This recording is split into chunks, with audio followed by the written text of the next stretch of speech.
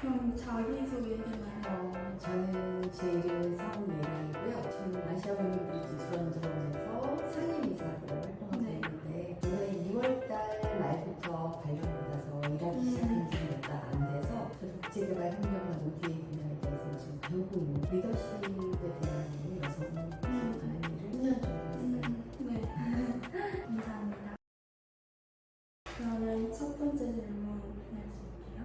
교수님께 인권이란 어떤 의미인가요? 그리고 교수님이 처음 인권 활동에 뛰어들게 된 계기가 뭔지. 저한테 인권은 굉장히 좀 어려운 것 같아요.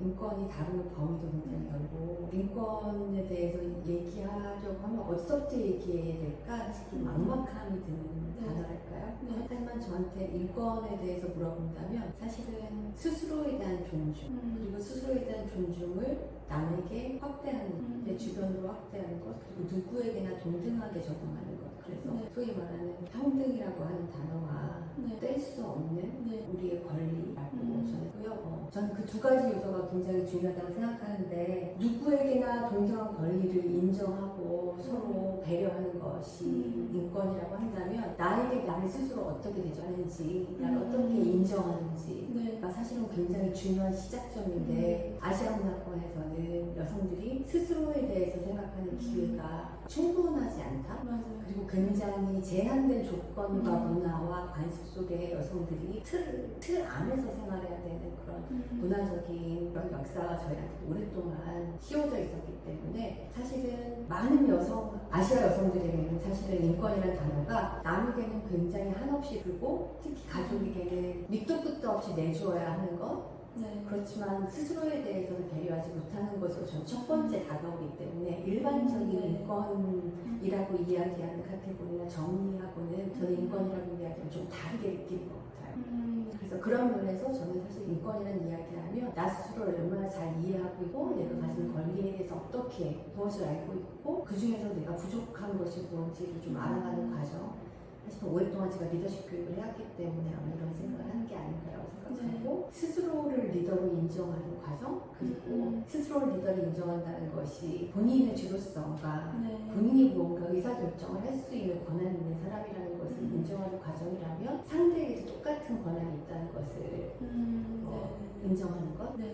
저도 교수님 말씀과 인권 처음 접한 계기가 뭐 책, 영화, 시 이런 것도 다 있지만 진짜 제 자신을 그걸 수업하는 그 시간 때문에 제가 여기까지 자신의 맞아요. 사실은 인간의 존엄성이라는 말을 들으면 굉장히 우리 아픈 기억이 돼. 그래서 사실 존엄성이라는 말은 단어이기도 하고 그리고 너무 아픈 말이기도 하고 그리고 너무나 당연한 거지만 공기처럼 누리고 있는지 모르기도 하고 갑갑한 이 공기를 정말 너무나 우리한테 당연한 것을 누리고 있지 못한데도 불구하고 질식하고 있다는 것을 잘 알지 못하는 안타까움들을 가지고 있는 단어 그래서 굉장히 마음 아픈 말이에요 사실.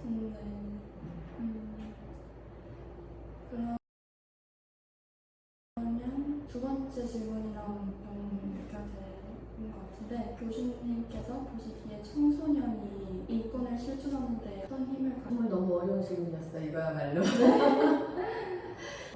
미국에서는 어떤지 모르지만 한국은 요즘 인권에 대한 교육들이 많이 좋아지고 있다고 생각하지만 이게 권리와 의무 그리고 배려와 인정, 다양성 이런 것들에 대한 포괄적인 어떻게 보면 홀리스틱한 교육들은 충분히 되고 있나라고 저는 사실 의문이 있고 늘 기성세대가 보기에는 영 제너레이션에 대해서 우리 땐 저러지 않았는데 라고 늘 얘기했다고 하잖아요. 그런 얘기 들으면서 저도 이제 한편 그런 비슷한 감정을 느낄 때가 젊은 친구들은 참 가능성이고 우리의 미래를 책임지는 정말 너무 중요한 세대인데 왜 사소한 저런 걸 잘 못할까 아니면 간과할까 이런 생각이 드는 것과 어떻게 보면 저는 동전의 양면 같은 거라고 생각하는데 요즘 권리에 대한 의식들은 굉장히 발달하고 있는 측면에 또 그 권한을 가지기 위한 책임 부분에서 얼마만큼 교육이 되고 있나라는 그런 고민이 들어서 청소년들이 가지고 있는 인권에 대한 요즘 생각들이 어떻게 발전되고 있는지 잘 모르겠다라는 일종의 어른들이 가지고 있는 기후 같은 거 이제 그런 게 한번 보면서 한편으로는 특히나 이번에 광장에서 만났던 젊은 청년들의 힘을 보면서 사실은 언제 어떤 사회였던지 어떤 시대였던지 늘 이러한 저러한 사람들이 있어왔는데 늘 우리 역사를 긍정적으로 바꾸는 힘을 보여줬던 사람들은 정말 청년들이었구나라는 생각을 다시 한번 하게 되면서 제 기후를 조금 다독이는 시간을 가졌었고, 청년들의 힘은 사실은 근본적으로는 의심하지 않는 추진력 그리고 창의적인 어떤 도전 이런 힘에서 어른들하고는 비교할 수 없는 그런 힘을 가지고 있다고 생각하고, 그 힘들이 사실 가장 큰 영향력을 발휘할 때는 다양한 세대들과의 다양한 대화가 이루어질 때라고 저는 생각해요. 그래서 그 대화를 잘하는 방법이 뭘까가 저는 요즘 던져진 파도 같은 거라고 할 수 있을 것 같아요. 그래서 유경 씨가 만나자고 했을 때 사실 질문지를 받아봤는데 이거 너무 어려운 얘기들이라는 생각하라는 생각이 들면서도 만난다는 것 자체가 유경 씨나 저에게 도움이 되는 시간일 거라고 확신하며 만나자고 했고, 사실 저는 정답은 없는 것 같고요. 그 힘은 유경 씨가 저한테 이야기해 줄 수 있을 것 같아요, 오히려. 저도 메가폰 처음 설립했을 때 원래 이런 단체를 만들고 싶어 했었어요. 초등학생 때부터. 근데 막 사람들이 너 너무 어려, 너 뭘 안다고 이런 걸 차려. 그러니까 이런 편견들이 내가 제 단체를 좀 나아가기 이렇게 멈출까봐 되게 망설였거든요. 근데 이제 고등학생이 되면서 이거 진짜 내가 해야겠다. 왜냐면 뭐 한국 여성 인권뿐만 아니라 뭐 케냐, 유간다 이런데 아프리카 지역들은 아예 여성 인권 그런 개념 자체가 없는데 걔네는 이런 것도 없거든요. 제가 이런 것도 없어요. 그래서 진짜 제가 꼭 도와주고 싶어서 그 선생님 말씀하신 그 추진력으로 세운 거고, 저도 막 많은 교수님께 만나면서 배운 게 청소년들은 이런 좀 영리 단체 같은 거 쌓일 수 있는데 그 교육 시스템, 저희 교육 시스템에 인권 클래스 이런 거 없잖아요. 그냥 다막 클래스 있긴 한데 제 학교가 인권대로 다루는 게 아니라 약간 좀 종교에 되게 이어져 있단 말이에요. 많이 그런 경향이 있죠. 그래서 막 인권이라는 단어를 학생 때 잘 못 접하는 것 같아요. 저는 교육 시스템 때문에 학생들이 그냥 자신의 존엄성, 남들의 그 인권 그걸 생각해야 자유평등 관계 이런 정도. 그걸 생각해야 되는 기회가 많이 오는 것 같아요. 그래서 저도 어른이 되면 막 선생님처럼 이런 자리에 있고 싶어서 저도 청소년들이 다가오면 그냥 꼭 어릴 때부터 아무래도 자기 자신 생각을 하고 인권의 중요함을 깨달으려고 세 가지 얘기를 제가 좀 더 하고 싶은데요. 하나는 세계시민교육이라는 측면, 세계시민교육이라는 이야기 혹시 들어봤나요? 세계시민교육이라고 검색을 해보면 요즘 세계시민교육만 담당하는 이제 교육 커리큘럼들도 기관들도 조금씩 있고요. 그리고 뭐 UN이나 이런 큰 인권기관에서는 이런 교육들을 시행하고 있어요. 그래서 근본적으로 이제 요즘은 글로벌 사회라고 다 이야기하잖아요. 지구촌 사회, 글로벌 사회 이렇게 이야기하는데, 전처럼 물리적으로 사회가 이제 유럽에서 뭐 다른 대륙으로 이동하는 게 전처럼 어렵지 않은 사회다 보니까 육체가 이동하는 것도 사실은 전보다 훨씬 수월해졌지만, 이제는 다양한 매체를 통해서 지구 반대편에서 일어나는 일을 거의 실시간으로 우리가 다 볼 수 있잖아요. 그러다 보니까 실제로 물리적인 거리라는 게 그렇게 큰 의미가 없어졌다. 그래서 정말 글로벌한 것이 내가 살고 있는 이 시간의 어떠한 액션이 반대편에 있는 어떠한 다른 삶을 살고 있는 어떤 사람에게 어떤 영향력을 미칠 수 있다는 것을 이제 인정하기 시작했다는 거예요. 그런 면에서 이제 시민이라는 것이 시티즌십이라고 하는 개념이 근대에 나온 어떤 이제 사회적인 개념이지만, 그 시티즌십이라는 게 저는 작은 도시를 중심으로 해서 시티즌십이라는 개념이 나왔다면, 이제는 세계 시민이라는 이야기를 써야 된다. 라는 그런 개념으로부터 시작해서 세계가 하나의 시민으로서의 어떤 교육이 우리에게 필요한가 네. 라는 커리큘럼을 개발하고 교육을 이제 시행하는 네. 그런 것들이 있어요. 그래서 세계시민 교육에 대해서 한번 찾아보면 네. 지금 얘기하는 어떤 교육과 관련해서 뭔가 좀 힌트를 좀 얻을 수 있지 않을까라는 생각이 하나 들었고요. 하나는 남영역에 가면 민주화운동 기념관이라는 게 생겨서 들어봤을까요? 들어본 것 같아요. 네, 그 남영운동이 우리나라의 민주화 운동에서는 상당히 역사적인 곳인데 87년, 80년 이렇게 80년대 우리나라 민주화 운동을 열심히 했던 특히 학생들 네. 그리고 노동자들 이런 분들 중에서 뭐 경찰이나 군에 의해서 체포되어서 고문을 당했던 사람들 이제 끌려갔던 곳 네. 그래서 실제로 고문당했던 그 장소들이 지금 박물관으로 개조돼서 그것을 기념하기 위해서 그 기억을 잊지 않기 위해서 이게 최근에 민주화운동 기념사업회라는 곳에서 서울시하고 협약을 통해서 그 건물을 박물관으로 개관하는 프로젝트가 몇 년 동안 진행됐고 작년 말에 개관을 했어요. 그래서 민주화운동기념관이라는 이름으로 우리나라의 민주와 인권에 관련된 역사와 네. 다양한 것들을 전시하고 이제 커리큘럼에 따라서 교육도 하고 하는 곳이에요. 그래서 여기 계시는 동안 한번 꼭 찾아가 봤으면 네. 하는 곳이에요. 네. 굉장히 다양한 측면에서 아주 세심하게 박물관이 디자인된 걸로 알고 있고 제가 알고 있는 바에 의하면 다양한 소리와 음향과 향과 뭐 야외 조각과 뭐 역사적인 그때 현장을 보존하는 것뿐만 아니라 뭐 다양한 것들을 그래서 천천히 보면 아마 2시간 이상 걸려요. 그래서 민주와 인권에 관심 있는 특히 한국은 이제 더 이상은 세계시민 의식이나 민주와 인권에 관해서는 저는 더 이상 후진국이 아니라고 생각하거든요. 네. 그러면 특히 올 상반기에 있었던 저희 거리에서의 그 촛불 네. 항쟁이라고 해야 되나? 촛불 네. 시위라고 해야 되나? 그 과정이 정말 우리나라의 민주와 인권에 관련된 우리 시민들의 의식을 폭발적으로 성장시킨 계기라고 생각해요. 네. 그런 면에서 우리나라가 세계적으로 기여할 부분이 더 많이 있다.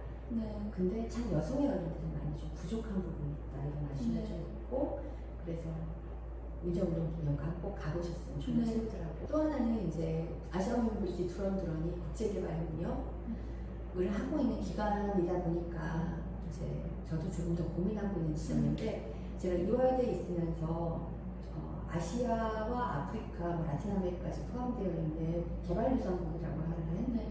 저소득 국가들의 여성들과 함께 리더십 교육들을 많이 진행하면서 느낀 것 중에 여러 가지가 있는데 그 중에 가장 크게 느낀 것 중에 하나는 사실은 이제 일종의 그런 교육 사업들도 여성 리더십 교육이었었지만 우리나라가 그래도 뭐 G20, 뭐 G12 이런 국가 안에 들어가면서 네. OECD 국가 중에 하나로서 뭐 이제 아시아 쪽에 있는 개도국에 우리가 뭔가 기여해야 된다 이런 생각을 가지고 했던 사업이지만 실제로는 그 사업을 통해서 우리보다 조금 어렵게 살고 있는 현실에 있는 분들과 만나서 교육을 하잖아요. 네. 인권이라는 어떤 시스템은 잘 만들어져 있지 않고 네. 여성의 역량 강화가 무엇인지 여성의 리더십이 뭔지 이론이나 교육이나 그러니까 뭐 에듀케이션 오퍼튜니티라든지 네. 뭐 이런 시스테마틱한 어떤 이런 것들은 덜 갖춰져 있을지 모르지만 실제로 과정들을 통해서 그 삶을 통해서 우리가 배우는 게 훨씬 더 많더라는 거예요.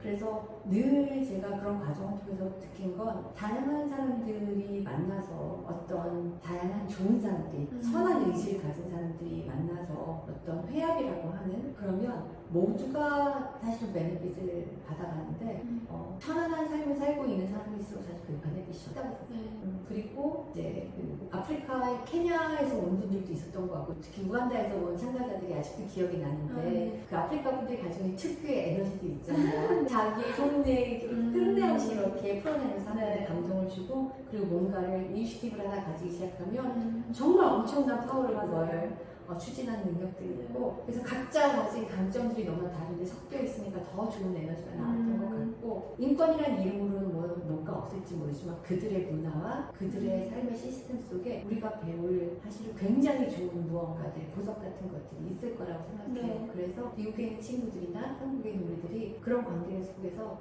정말 우리가 받아갈 배워갈 정말 소중한 보석 같은 것들이 있는데 그걸 발견하는 시간이 서로가 뮤추럴하게 나는 가져갔으면 좋겠다 그런 바람이 좀 네. 저도 그 튜토링 하면서 분위기가 되게 완전 초긍정적이고 엄청 활기차고 애들이 맞아요. 그래서 그 애들 보면 진짜 제가 더 배우는 맞아요. 그리고 내가 배울 준비만 되어 있으면 배워야 할 건 너무나 많더라고요. 맞아요.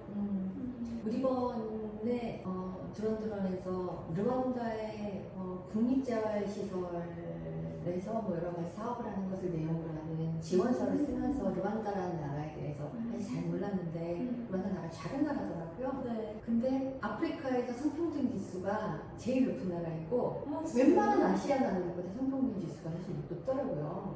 뭐 여러 가지 이유가 있는데 네. 제도적인 시스템들은 굉장히 잘 만들어져 있는 나라고 그 에듀케이션 레벨도 되게 높은 편이고 근데 이제 르완다 같은 경우도 그렇고 아시아도 굉장히 공통적으로 갖고 있는 어려움이 뭐냐면 오랫동안 가지고 있던 우리의 근대 전통 네. 되게 남성 우월 중심적인 이런 가부장제의 전통을 강하게 가지고 있다 보니까 여성들한테 기회들이 많이 주어지지 않고 여성들이 스스로 발언하는 기회들이 많지 않고 이런 문제들이 아직까지 많이 있는 나라더라고요. 그런데 여성들이 모여있으면 그 에너지는 엄청나. 맞아요. 그리고 제도적으로 또 엄청 잘 만들어져 있어. 근데 그 사이에 현실의 간극이 너무나 큰 거예요. 사실은 어려움들은 그런 것 같아요. 이게 전반적으로 교육 수준이 낮고 시스템이 잘 만들어져 있고 잘 시행이 되지 않고 있으면 차곡차곡 만들어지면 되는데 특히 식민지 경험을 통해서 프랑스나 영국군들이 점령했던 역사가 있을 거고 우리나라도 비슷하게 마찬가지잖아요. 아시아가 공통적으로 갖고 있는 특성이 사실은 이런 콜로니의 경험을 가지고 있다는 거잖아요. 그 경험을 한 나라들의 안타까운 공통점이 단계별의 역사의 진화를 겪은 게 아니라 어떤 외압에 의해서 어떤 포스에 의해서 갑자기 역사가 점프를 하다 보니 그 안에 에노미라고 하는 것들이 굉장히 다양하게 존재하는 거예요. 그래서 그런 면에서 공통점이 되게 많더라고요. 르완다도. 그래서 이런 면에서 우리가 배울 게 또 많고 공통점이 있는 나라구나라는 생각을 했어요. 그래서 그런 역사적인 바탕과 삶을 서로가 더 알아가는 과정 속에서 또 좋은 시너지를 만들 수 있는 에너지를 만드는 그런 기회가 만들어지니까 그런 생각이 들어요. 네. 그러면 그 다음 질문이랑 연관되는데요. 오랜 시간 동안 다양한 여성 인권 활동가들과 함께 일해오시면서 교수님이 보신 활동가들에게 공통적으로 보이는 중요한 태도나 역량이 있을까요? 많죠. 네. 의견 씨는 어떻게 생각했어요? 저는 선생님들 쭉 보면서 완전 공통된 게 제 자기 분야에 엄청 완전 몰입돼 있어요. 여성 인권 얘기할 때는 되게 진지하시고 저는 이제 여성 리더십 교육을 오랫동안 진행하면서 많이 관찰하게 되더라고요. 관찰하면서 많은 여성 리더들을 만나면서 공통적으로 안타까운 것이 정말 유경 씨 말한 것처럼 열정적이고 맞아요. 솔직해요. 본인의 생각과 감정에 굉장히 솔직해요. 그리고 되게 용감해요. 그런 얘기를 정말 솔직하게 내놓는 걸 보면서 정말 너무 멋있고 용감하고 저 열정 나도 따라가고 싶고 근데 반대편의 동전에는 너무나 솔직해서 모든 순간에 다 솔직할 필요는 없는데 라는 생각이 드는 순간들이 있어요. 사실은 대부분의 여성 인권 활동 또는 여성 활동들 하시는 활동가들하고의 만남에서는 크게 문제가 되지 않지만 어떤 분의 표현을 빌리면 전략적 파트너들을 양성해야 될 필요가 있거든요. 전략적 파트너들과의 얼라이를 유지해야 될 때가 있어요.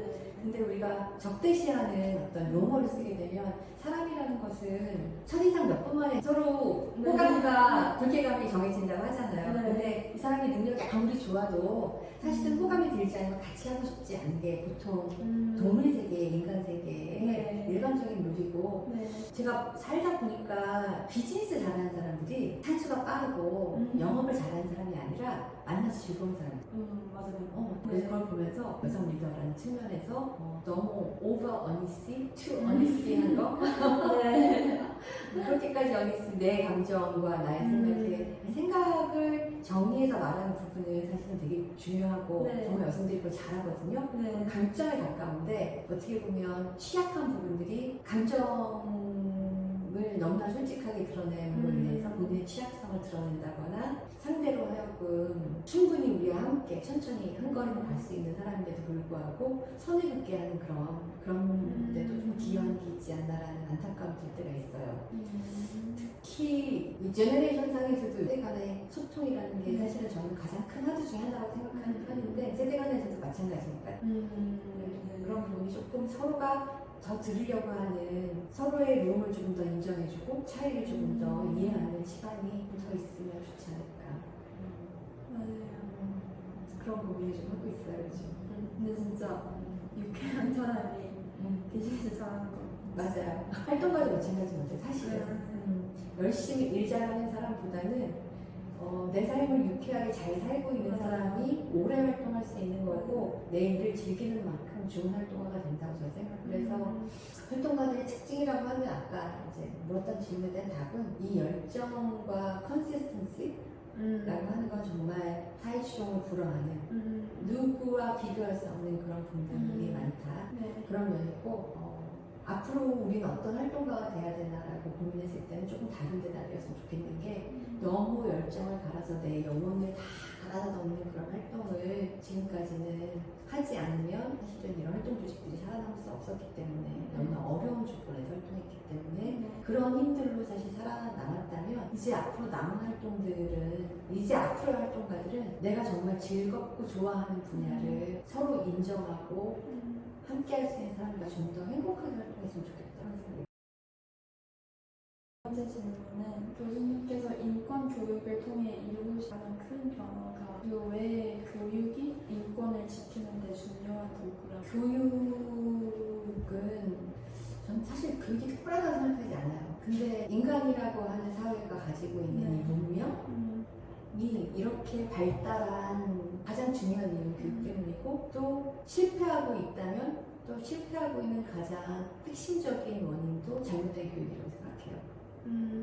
네. 그런 면에서 교육은 의식을 물질화시키는 가장 구체적이고 혁신적인 어떤 시스템이라고 봐야 되기 때문에 교육의 효과성이나 효율성에 대해서는 저는 논의할 필요도 없이 너무나 중요한 것은 누구나 다 알고 있다고 생각하는데 인권이라는 것이 아까도 말했지만 공기와 물 같은 것이기 때문에 사실은 늘상 있지만 그게 어떤 영향을 미치고 있는지는 의식화시키는 과정이 인지하는 과정이 없으면 안 된다고 생각하거든요. 그래서 그 인지의 과정을 통해서 소중한 것을 지키고 그리고 우리가 만들고 있는 오염 물질들을 본인이 만들고 있는지 모르는 것을 인지함으로써 만드는 것을 서로가 다독여서 견제하게끔 해서 스스로가 자정할 수 있는 가장 중요한 시스템이 교육이기 때문에 그래서 교육은 너무나 중요하다는 건 강조해도 끝이 없다고 생각하고요. 하지만